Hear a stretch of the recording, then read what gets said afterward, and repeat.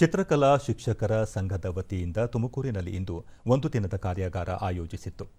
ಜಿಲ್ಲಾ ಶೈಕ್ಷಣಿಕ ತರಬೇತಿ ಸಂಸ್ಥೆಯ ಪ್ರಾಚಾರ್ಯ ಹಾಗೂ ಪ್ರಭಾರಿ ಉಪನಿರ್ದೇಶಕ ಕೆ ಮಂಜುನಾಥ್, ಕರ್ನಾಟಕ ಲಲಿತಕಲಾ ಅಕಾಡೆಮಿ ಅಧ್ಯಕ್ಷ ಪಿ ಸಂಪತ್ಕುಮಾರ್, ಸದಸ್ಯ ಮನು ಚಕ್ರವರ್ತಿ, ಚಿತ್ರಕಲಾ ಶಿಕ್ಷಕರ ಸಂಘದ ಜಿಲ್ಲಾಧ್ಯಕ್ಷ ಕೆಎಂ ರವೀಶ್ ಮತ್ತು ಶಿಕ್ಷಕರು ಉಪಸ್ಥಿತರಿದ್ದರು.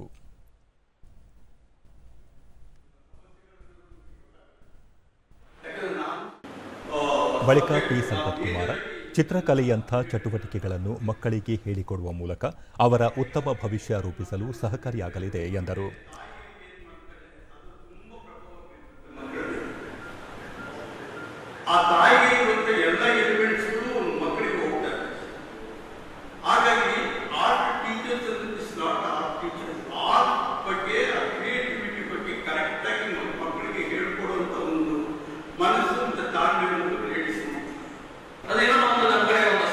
ಕೆಎಂ ರವೀಶ್ ಇತರ ವಿಷಯಗಳೊಂದಿಗೆ ಚಿತ್ರಕಲೆಯನ್ನು ಪ್ರೀತಿಯಿಂದ ಕಲಿಸಿದರೆ ಮಕ್ಕಳು ಉತ್ಸಾಹದಿಂದ ಪಾಲ್ಗೊಳ್ಳುತ್ತಾರೆ.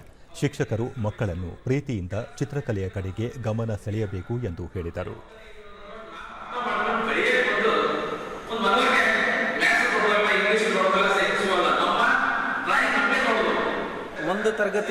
ಚಿತ್ರಕಲಾ ಶಿಕ್ಷಕ ರಂಗಶಾಮಯ್ಯ, ಒಂದು ತರಗತಿಯಿಂದ ಇನ್ನೊಂದು ತರಗತಿಯಲ್ಲಿ ಮಗು ಕಲಿಯುವಾಗ ಚಿತ್ರಕಲೆಯ ಚಟುವಟಿಕೆಯಲ್ಲಿ ತೊಡಗಿಸಿಕೊಂಡರೆ ಕಠಿಣ ವಿಷಯಗಳನ್ನು ಸರಳವಾಗಿ ಕಲಿಯಲು ಆಸಕ್ತಿ ವಹಿಸುತ್ತಾರೆ ಎಂದು ತಿಳಿಸಿದರು. ಒಂದು ಪೀರಿಯಡಿಂದ ಇನ್ನೊಂದು ಪೀರಿಯಡ್ ಹೋಗ್ಬೇಕಾದ್ರೆ ಒಂದು ಚಿತ್ರಕಲಾ ಶಿಕ್ಷಣವನ್ನು ಕಲಿತ ನಂತರ ಆ ಚಿತ್ರಕಲಾ ಶಿಕ್ಷಣದಲ್ಲಿ ಮಗು ತನಗೆ ಗೊತ್ತಿರ್ತಕ್ಕಂಥ ತನ್ನ ಭಾವನೆಗಳನ್ನು ಅನಾವರಣ ಮಾಡ್ಕೊಳ್ಳೋದಕ್ಕೆ ಅವಕಾಶ ಇರುತ್ತೆ.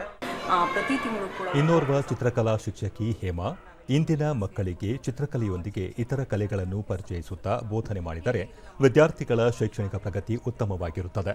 ಈ ಕಾರ್ಯಾಗಾರ ವಿದ್ಯಾರ್ಥಿಗಳಿಗೆ ಚಟುವಟಿಕೆಗಳ ಮೂಲಕ ಬೋಧನೆ ಮಾಡಲು ಸಾಕಷ್ಟು ಮಾಹಿತಿ ನೀಡಿದೆ ಎಂದರು.